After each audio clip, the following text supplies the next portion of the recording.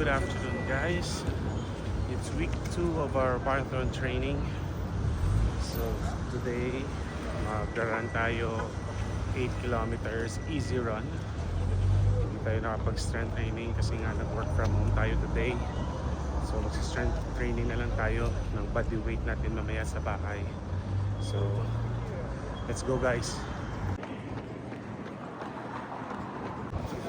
1K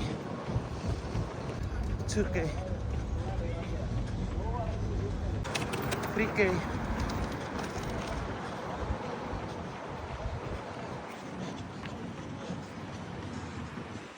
4K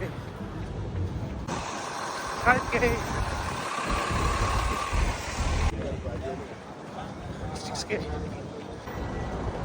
7K 8K.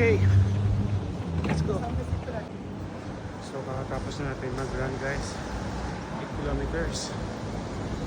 So bukas 8 kilometers ulit, pero marathon pace tayo at 7:09. Let's go. Thank you for watching guys. Peace.